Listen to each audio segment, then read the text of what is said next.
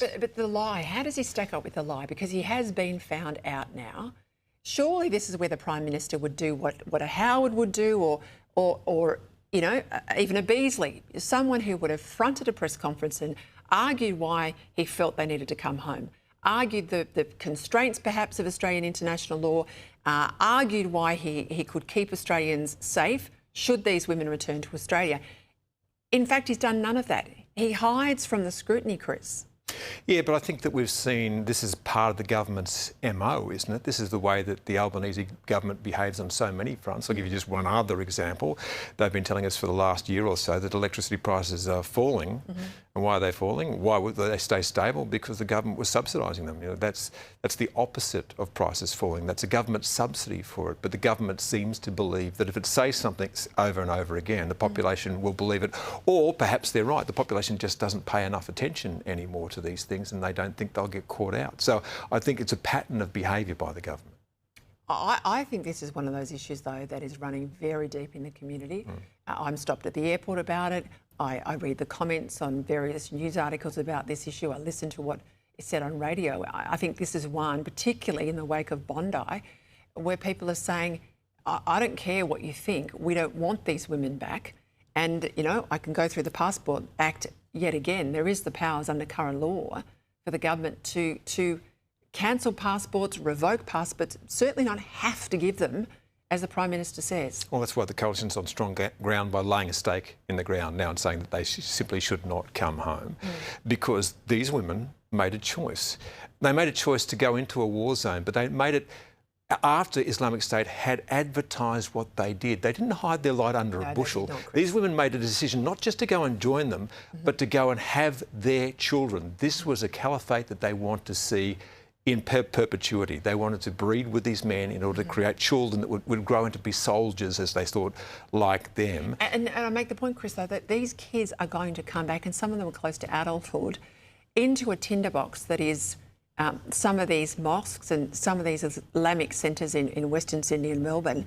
And they will basically be radical jihadi rock stars. I mean, they are the bloodline of some of the worst terrorists we have seen in recent history. And so the easy thing is the safest way for the Australian people to stay safe is to keep these people out of the country. And that's hard, right? But the world's a hard place and no one should know that better than these women because they lived in some of the hardest places in the world. And I had the same sympathy for them that they had for the Yazidis. You know, essentially, that served as slaves in their households. Well, over the weekend, and I'll play my report in a moment, but I sat down with a young group of Assyrian Christians and they were in a village of 11 villages were raided this time 11 years ago, the 23rd of February. And I spoke to a young man who at the age of 10 was held hostage by Islamic State for a year. The fact that this young man has tried to rebuild his life and is in Australia and at university, I find incredibly inspirational. Yeah, but like I say, you should go and ask the Yazidis, some of whom live in Australia, about the way that they were treated by these people and by these women because they served as sex slaves in their households.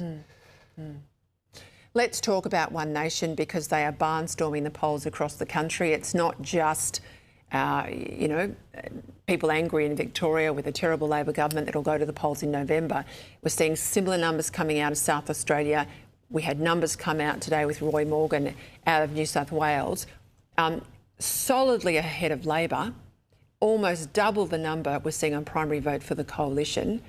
Not much of a foothold in Queensland, and that's, you know, the birthplace of One Nation, which says to me that the immediate action that David Crisafulli took on issues like crime, youth crime in particular, has cut away some of that natural easy ground for One Nation, but where Liberal oppositions fail to take the fight up to the incumbent government, One Nation is where the votes are going. Yeah, and of course the Crisafulli government can do things in government that you can't do in opposition, so you can actually have a demonstration effect, and that they're doing a good job obviously in Queensland. But let's face it, the coalition faces an existential crisis at the moment. It'll be tested in South Australia. It may well be annihilated in South Australia. Then of course comes the by-election in the seat of Farrer. So Angus Taylor has started well but his tests lie ahead of him now. I think the stuff that he's done recently, he's actually had a really, really good start. Yeah, I was going to ask you about that because, you know, it feels like he's been there a lot longer than a week and a bit.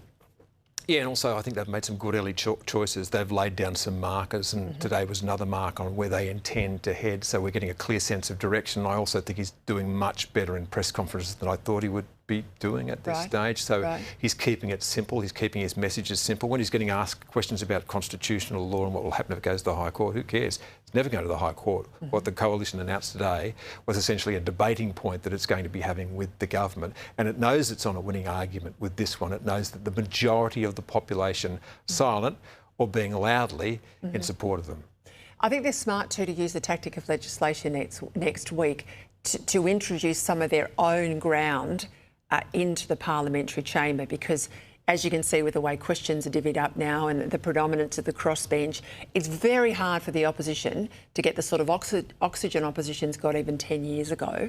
So having this device of the legislative debate about Islamic State, I think that makes it hard for Burke, but I also think it makes it hard for the Prime Minister.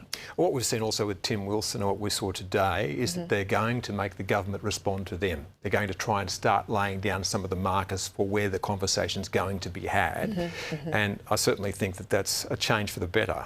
I'm going to get to tariffs with my panel a bit later on, but just before we do, we move off. The United States, obviously, more activity in relation to Iran.